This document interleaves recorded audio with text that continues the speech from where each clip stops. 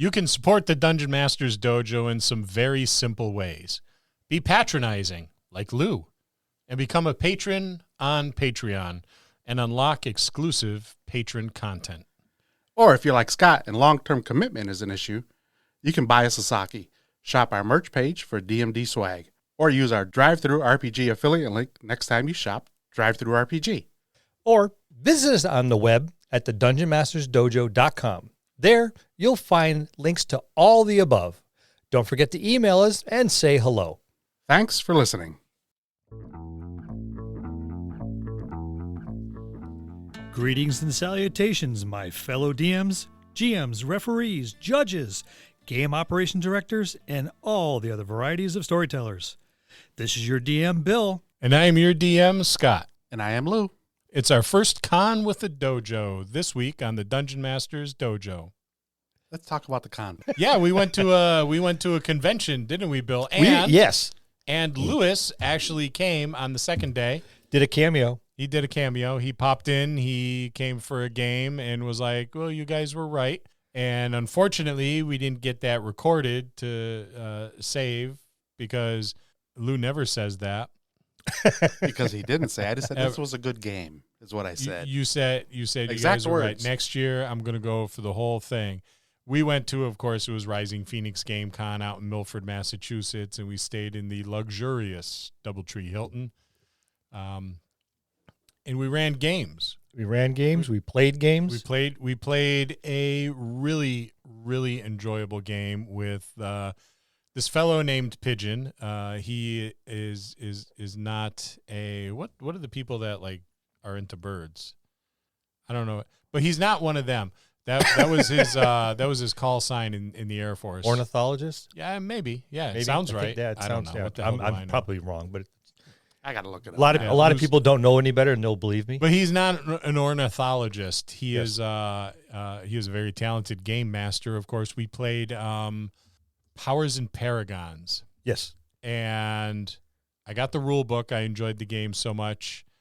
And I played, of course, with you, Bill. Yes. Yep. And a group of some pretty awesome people there. I remember Nestor Rodriguez. Yes. Right? Nestor I Rodriguez, think that yes. Nestor Rodriguez was his name. We bumped into Nestor. I didn't even know Nestor. I don't recall seeing him ever at the convention until we played that game with him. And then every single day we saw him like at least a dozen times. Yeah. It's weird how that stuff happens. Well, I noticed him beforehand because I congratulated him on being bold enough to wear a kilt because I figured if I wore mine, I'd be the only one. Yeah. So it was nice to see, It was. Nestor was a dapper fellow. Yes, he was. Every day that I saw him, there was a different outfit that stood out. Well, he was heavily into steampunk. Yeah. So he brought a number of his sets of apparel. But at any rate, wonderful guy. We played you know what it felt like? It was like it felt like the Mummy movies with Brendan Fraser. yeah, it Kind did. of, It did you have know, that feel. It had that feel to it. I had a blast. Both me and DM Bill got ourselves a little award for being good at playing games. Bill was correct. Ornithology, people who are into stuffed birds and stuff like that. See, told you. Holy Yeah. shit! Pulled that one out of my ass. Bill was actually legitimately right and not just bullshitting us this time. So that's pretty good. When you get to be a certain age, if you say something, everybody younger than you naturally assumes that You know what you're talking you know about. your shit. You- Yeah. You say it with enough confidence. And I'm Yeah, like, they're damn, like, this guy okay, knows you're like, freaking everything. Wow, he really is that old. So yeah, it was a good time. One of the things that, of course, maybe we should mention this. Our good friend and friend of the podcast, Scott Legault from Dark Phoenix Events. Him and his very talented group of board members put this convention on. It was the first year, crawling out of a big pandemic. Not that it's over, but The height of the pandemic. yeah, It got canceled in 2020. It did, and it was a bummer, but we totally understood the reasons why. Well, we were prepped and ready to go. I mean, we had Yeah. scenario. We were going to run games. Yeah. We were on board 110%, and then all of a sudden, several other things crashed, Yeah, and we had to wait. They said, "Well, we're going to try it again in 2020," or 2022, and it's like we are there. It was a good time. It was. Yep. It was a great time. It was nice to have you there too, even for just that one day. Next year, Lou's going to be with us. Yep, I'll probably do some recording from there. Yep. We're looking forward to doing that. We already talked to Scott about what sort of things that we could possibly get away with doing. I think he basically just threw the doors open and said, "Go ahead and back up the truck and dump whatever you want," because he was amazingly gracious to us. Being there, very gracious. Him and his crew, they were very, very accommodating for us. They were a bit disappointed that we weren't going to be broadcasting. They had another podcast that was going to pick up take care of it for us, but unfortunately he had some issues and wasn't able to do it for him. So he's waited with bated breath even more so for us to show up next year. Yeah, I think you it'll covered, be good. Scott. Don't worry. Not you, Scott. Good. The other Scott. Yeah. The one that matters. The one that Master Legault. The whole vibe, and I've been to a few conventions, not many, but I go to a small one in Vermont with our buddy Chet every year in November, and that's really nice. That's actually where I met Scott Legault. Was at a Brass and Steel game, and fantastic guy. Of course, you guys have all met him. And then Gen Con. But so I don't have like a lot of reference, to gauge things on, but his convention had like a different vibe to it. It was a very welcoming, very The exact word I was going to use. Yeah, very friendly, very, very accepting environment, which is awesome because you could just feel comfortable plopping down at a table with a bunch of strangers, which we did. Oh yeah. And we had a bunch of strangers at our tables, and they were all just really nice, fantastic people. That because there's always that one kind of knucklehead that sits at a table, and is just not with the game program. That's more often not that individual got dragged there by a friend. Yeah. So, or a group's going, "Hey, we're all going. You got to come too." And he's like, "Okay. It's not really my thing, but I guess I'll do it anyways because you guys are going." You can pick those people out pretty quick. We were lucky; we didn't have to endure that particular our persona this time out. But it was a bunch of fantastic people. I can't think of one person that we didn't interact with that was not really just super pleasant. The artists we talked to, fantastic. We met some unbelievable artists. Yeah. So hopefully we also talked to some content creators as well. We talked to some fantastic content creators. Yep. We got some business cards. Hopefully we'll get those folks on the show. Evil Beagle Games, which is those people were fantastic. Isn't that or who Pigeon worked for? Pigeon worked for Evil Beagle Games. We met Pigeon through there. Jennifer, I guess, is the head honcho, the big cheese. Was it Jennifer or Julie? Jennifer. Okay. Yeah. I'm not big. I remember it began with a J. And not good with names. I couldn't remember. I was busy buying a book. Yeah. Pigeon's kid. We all bought books. We did. We bought books. What's cool about that I really liked. I don't know if this is like a new thing or for cons, but Scott was walking around with a stack of these GPs, Golden Phoenixes. Yeah. And he would drop a couple at the table with the DMs and say, these are for, whoever like the standouts are at the table. And then you could take those if you got enough of those for, being a standout or whatever. I mean, we gave a couple of them out at our tables. We did. Yep. And you could take them when you accumulated enough of these. And theoretically, you could probably get like 3 of them a day. Yeah, 2 or 3. Yeah. But he was calling them gold pieces because, the Golden Phoenixes and GP, so it was bouncing between Golden Phoenix. It was easier to say gold pieces. But you could use them as cash to go into the Horde, which is a special shop, and buy things. And this wasn't like cheap stuff either. This was like some quality. Yeah, they had some massive book collections. They had huge game sets. The magnetic closed dice boxes, wooden dice boxes with a set of dice in them, and I almost said modules. Retail adventures and a whole. I looked one of those up, and it was the one from Egypt, or one based in Egypt. Yep. That was $100. Yeah. It wasn't just chintzy stuff. There was a lot of really good stuff there. You got the Hyborian. Astonishing Sorcerers and Swordsmen of Hyboria. Yep.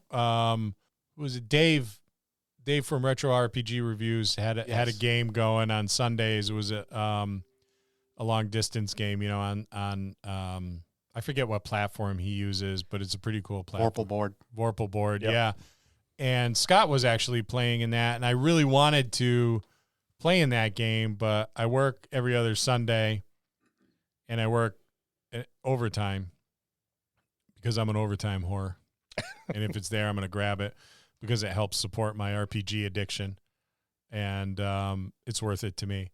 But I was like, shit, this is a game I really wanted to try out, and I looked on Amazon for the book, and it was constantly sold out. So when Bill said, "Hey, let's go and check things out here," I was like, "Yeah, okay. What's this?" And he's like, "This is the horror." He had to explain the whole thing to me. There wasn't. We'll check it out later. No, let's go look now. Yeah. No, we can go pop in there at any time. People are already buying things out of it. Let's go in there and take a look. So I finally talked him into it. And my book was there. 3 of them. 3 of them. 3 copies. I got one. And again, happy. No, I'll get it later on. Finally, day 2, I dragged his ass in there going, no, you don't know when these things are going to disappear. Yeah, no. You want it, get it now. And, begrudgingly, I will admit you're right. Not as begrudgingly twice as when, in the same like, podcast, Lou by the was way. right, because that's worse. But yeah, it was that part that was pretty awesome. And you got golden phoenixes for running games. Yes, you did. You got for every 2 hours. You got 1 golden phoenix for every 2 hours you ran. So as a game master, you earned 2 with every game you ran. Yeah, and you can either pick those up, or you can take the monetary value, and you get like a partial refund on your tickets for the weekend.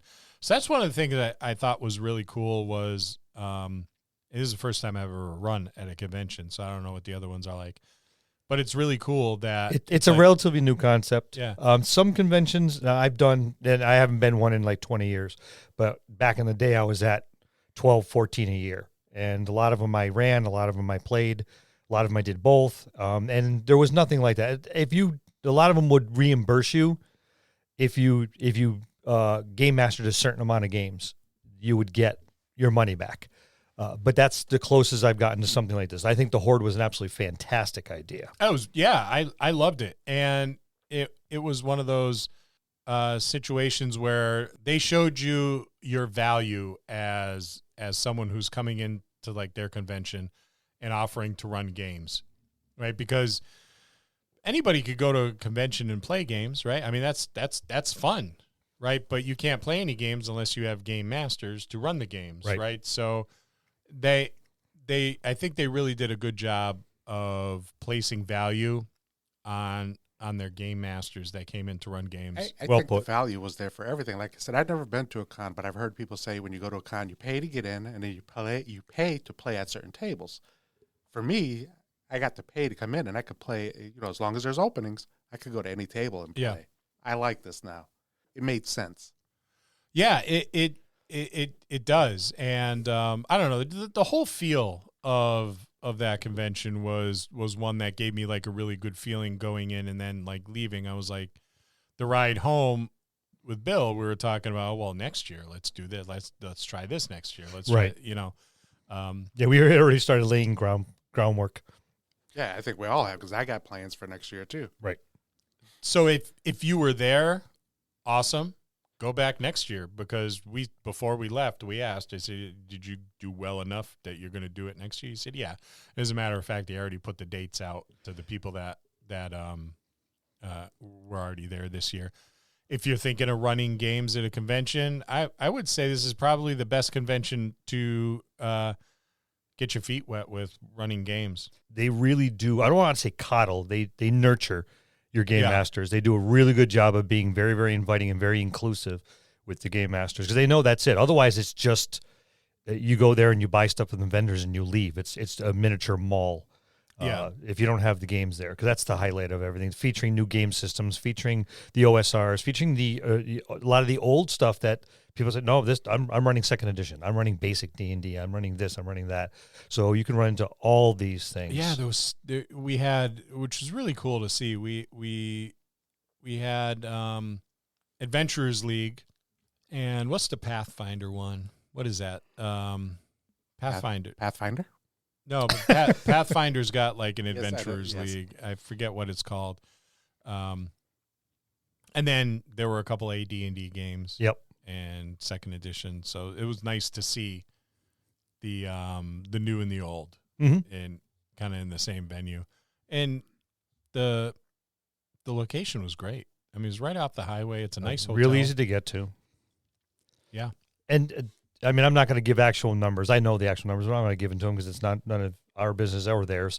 But they had a set number they wanted to attain before COVID. Yeah, and they actually hit that number when every other convention was running at about 50 or 60%. So the fact that they hit their 100% of what they expected pre-COVID and hit it, at the tail end, kudos to them. It was done very well. The motif in the building was done. There were banners. There was music going. There was giant towers with crenolences on them. They had armor and all kinds of stuff all over the place. There was even a job board. Yes. Right? Remember the job board? Remember the job board? Yep, they had that on there as well. So they incorporated quite a few things that people would immediately recognize. I think the hotel did a really good job. When you went to the hotel restaurant, they changed the menu. Yeah. And had stuff specific for gaming, so you can get, what was it, dragon and... it was a... Well, it was, I don't know. It was a dragon and something. Yeah, there was a bunch of fantasy related things as the titles for your chicken sandwich. Phoenix on a bun or something like that. But which was good. I mean, it was a good chicken sandwich. It was on naan bread, and naan is fantastic by itself. But slap a chicken breast on there and some bacon, shit, that's some good stuff. I think they should have called the French fries beholder fingers just to confuse people. Beholders don't have fingers. That's why. That's why they're all on your plate. A plate of them in front of me. I drank at every meal I had. I forced them, which probably wasn't good. I drank at lunch. I remember coming out of the lounge, and it was a really good day. I think it was the first day, or maybe it was the second. They were all really good days, but we came out of the lounge, and I'd been drinking like it was my job, and I was about to win Employee of the Month, and I still had a little buzz going from lunch, and then I went in and I drank like more beer, and I drank more beer, and I drank more beer, and I was like, Bill, I still walk around for a while and just buy things, and he's like, yeah, okay. So we bumped into Scott, and I was like 3 sheets to the wind, and because I'm a cheap date, 3 sheets, a dust ruffle, a couple pillowcases, and he's like, "Hey, what are you guys doing?" And Bill did all the talking. I don't know if it was because he would be embarrassed at what I'd be saying, or if he was afraid I'd sound like I just had a stroke because I was slurring my words. And he said, "We're just walking around," and Scott's like, "All right, cool, come with me. I'm going to bring you somewhere." So he sat us down at a table. It was an evil beagle game. Yep. With Pigeon, and I was like, I have the game now? I was like, uh-oh. He looked at me with a worried look. I'm like, you're fine. That was Friday. That was Friday. Yeah. Because you were there Saturday. Yeah. And it was an awesome game. You played an Irishman that was constantly drinking. Yeah, it was great role playing. I was like, okay. Who's that? I did my best Captain Jack Sparrow impersonation without even trying. I just spoke. Shame on you, by the way, Amber Heard. Shame on you. Okay. And It was fun. it was a blast. So I'm looking forward to going back next year with Lou. Yep. For all 3 days. Yep. And, of course, Bill's going to be there as well. And I'll say this, if you never have been to a con like I have, this is the one to go to, I think. I had a good time. It was everything I thought it would be and everything I didn't think it would be. Yeah, because you said that a number of times. Yes. Because you had in your head a vision of what a con would be like. Yes. And I don't think anything was like what you expected. It was not. And both good and bad. I mean, because you had positive, you had negatives. You didn't have very many. Well, gee, I expected this, or I would have liked to see this. But I think the pros definitely outweighed the cons. They did. I had a very good time. Now, granted, we're talking about one. It's in Milford, Mass. It's out not too far from Foxborough. Obviously, we have listeners all over the place. So I would encourage you to find a small convention somewhere around you and go. And you And will just have a try it blast. out. We've been spouting accolades like crazy. Scott is a friend of ours, but he did an amazing job of setting this up because he's been to a bunch of conventions. He's been in the industry for a while, so he took all the stuff he liked and incorporated and got rid of the stuff he didn't like. It shows. Yeah, awesome job. But there are a lot of really good conventions out there. And I would strongly urge you, if you haven't gone to a gaming convention and you're obviously listening to us, so you're into the hobby, go to a convention. Check it out. Yeah. Even if it's just for the day, get a 1-day pass, dip your toes in, play a couple games, hit the vendors, talk to the people there. You're going to find an amazingly inclusive group because everyone there is like-minded. My daughter was I brought her back an autographed book from, I believe they're New England Horror. New England Horror, yeah. Yeah. They're good writers, and my she's ecstatic. She read the book already. Or she tore through it already. Yes. Because she'll be buying more of that Well, series. yeah, that's what she said. But she was just happy that it was autographed to her. Right. They did that. Like I said, it's everything and more. I was not expecting that. I expected, like Bill said, I had a different vision, and I was just blown away. And if I didn't like it, I wouldn't say I'd be going back next year to record for them. And that's exactly my point is if you've never been, it's like, well, you hem and haw. Gee, I don't know what's going to be like. Of course you don't. You haven't been. Exactly. Yeah, or you want to go right to the big ones, Yeah. I think that's what I was thinking. I was thinking like don't run to PAX. Comic-Cons. Don't go to Comic. Start with one small one, so you get a flavor of what the smaller ones are like, and then you say, okay, well, this one here had 1,000 people. Yeah. On the one you're going to go to. All right. Let's check these cons. What was their attendance last year? Or what was their? Okay, this one's a little bit bigger. This one's 5,000 people. Let's go check that one out. And then you can graduate your up. And then when you want to go to Gen Con, where over the course of 3 days, there's 125,000 people. Yeah. It's a monster. It's a beast. I've been to a bunch of them. Yeah. Scott went to the first one. He looked at me and his eyes were like dinner plates going, there's a lot of people here. Everywhere. It's funny you mentioned that because I was talking to Huge Rod from Hybrid Theory podcast, and he's been on the show before. Mm-hmm. And we met him at Gen Con. Yeah. And he goes to he was telling me he's been going to Gamehole Con to run games, and he said it perfectly. He said the smaller conventions are just as exciting as the big ones. Yes, they are. It's just a more intimate setting. Well, yeah, I was going to say they're more personal because you can run into the same people repeatedly, which we did. At different tables or at dinner, or you're just sitting in the lobby and someone's up and you, hey, how was your game? Oh, I seen you sitting at this table. What'd you play? And you catch up, and you'd be surprised at how quickly you can earn new friends. Yeah. Say, oh, hey, I'll hit you on Facebook, or I'll bump into you here, or you got an online game. Hey, give me the contact, and I'll jump on. And you have the potential of that is exponentially greater at these smaller cons. It is. Joey Dosel, one of the artists that just totally blew me away that was there. We'd pass by him every single day on the way to our table. A couple times. And I friended him on Facebook, and he accepted because I wouldn't be talking about it if he didn't. Right? It'd be embarrassing. But he's someone we talked to that we're like, wow, we got a project coming up that'd be really cool to have someone with your skill on. But his kids, I was just about to say, kids played at our table, Yep. which was really, really cool because we ran a table with a couple. They had to be like teenagers, 14. Yeah, 15, they look like 14, 15 they were young kids, which was really cool to kind of run a game with some kids at the table because usually it's a bunch of I won't say middle-aged the guys. next generation, but a continuing generation. Yeah. And they did a great job. They had a ball with it. Yeah, you do. You see a lot of the same people, and there's time with a smaller venue to stop and chat. I mean, we stopped and chatted with Nestor a bunch of times. Right. So it's cool. I mean, check it out. If you're from this New England area, then definitely go next April to Rising Phenix Game Con. It's only the second year, so it's only going to get bigger. It's only going to get And even more importantly, you can hang out with us. Yeah, you can hang out with us. You could play games at our table. You could play games with us at other people's tables. It's awesome. Sir Apatis reached out, so hopefully we'll see him.